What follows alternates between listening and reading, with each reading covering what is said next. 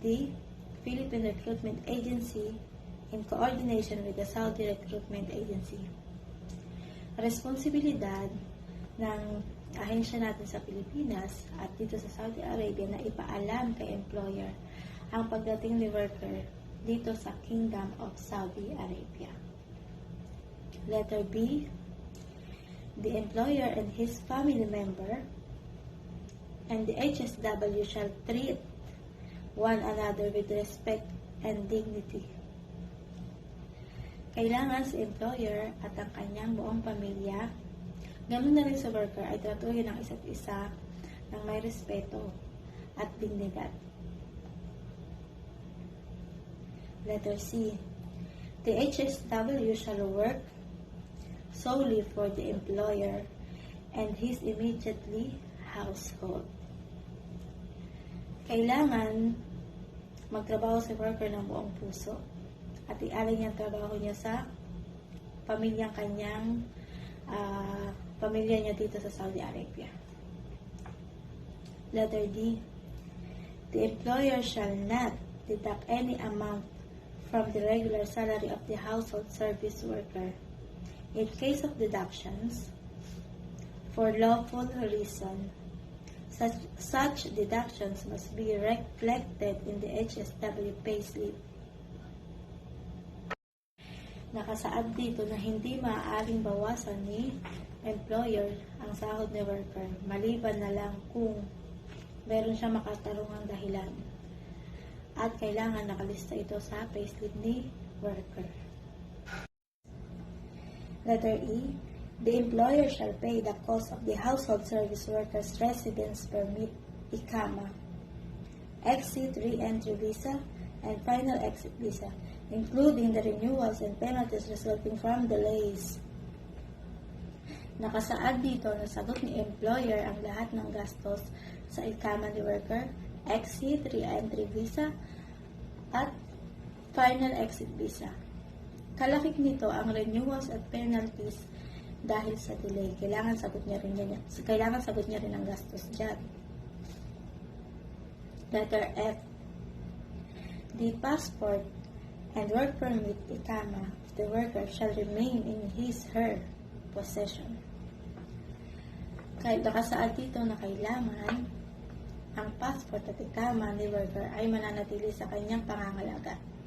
It means hindi pwedeng kunin ni employer ang kanyang passport at ICAMA.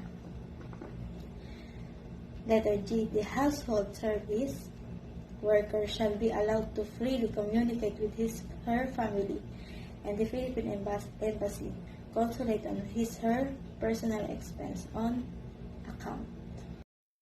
Nakasaad dito na kailangan pahintulutan ni employer si worker na makipag-communicate sa kanyang pamilya at ganoon na rin sa Philippine Embassy tungkol sa kanyang account or expenses. Letter H, the employer shall explain to the members of his household the provisions of this contract and ensure that these are observed. Kailangan ding ipaliwanag ng employer sa mga kamag-anak niya o kasama niya sa bahay ang mga nakasaad tungkol dito sa kontrata. Number 15. Any provision of this standard employment contract may be altered, amended or substituted through the Saudi-Philippine Joint Technical Working Committee.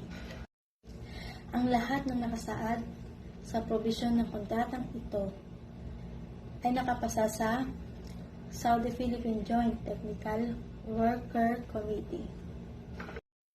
16. The worker shall be repatriated at the employer's expense in the event of war, civil disturbance, or major natural calamity, or in case the worker suffers from serious illness or work injury medically proven to render him/her incapable completing the contract. Kailangan din sagutin ng employer ang pagpapauwi kay worker kung sakali mang magkaroon ng gera, civil disturbance, or major natural calamity, mga sakuna, o kung si worker ay nakakaranas ng matinding sakit o injury at di na niya kayang magtrabaho, kaya di na niya matatapos ang kontrata. Number 17.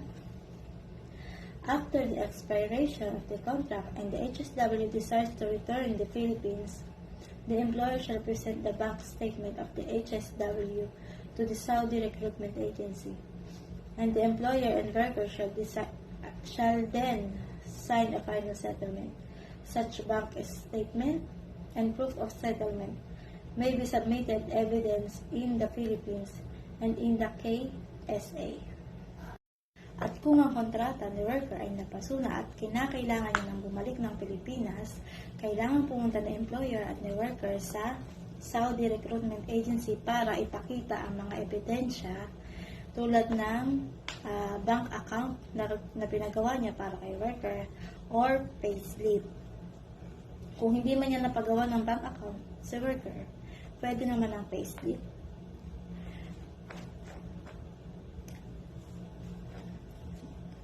At kailangan rin nilang pumirma ng last statement na tapos na nga ang kontrata ni worker sa kanya. At ito namang Saudi Recruitment Agency, ipapasa niya ito sa Pilipinas, sa ahensya sa Pilipinas. This contract may be renewed upon the agreement of the worker and his/her employer. Should the contract be renewed, a copy of the renewed ICAMA shall be submitted to the Philippine Embassy, consulate by the employer of Saudi Recruitment Agency. Ang kontratang ito ay mare-renew lamang base sa pag-uusap ni worker at ni employer. Kung gusto pang magpatuloy ni worker kay employer, pwede nilang i-renew ang kontrata. Pero kalakip nito, kailangan ibigay ni worker ang ikama niya sa Philippine Embassy. Number 19. This contract shall be written in 2 original copies in the English and Arabic text, both copies being equally authentic. Ang kontratang ito ay nakasulat sa English at Arabic. At meron itong 2 kopya, 2 original copies. At lahat ito ay authentic dahil ayan, may ano siya, may tatak. Ayan. May tatak siya at bawat pahina meron siyang pirma ni employer at meron din siyang pirma ni worker at meron din siyang pirma ng recruitment agency. Yun lang, sana may natutunan kayo sa aking ibinahaging video. Salamat sa pakikinig.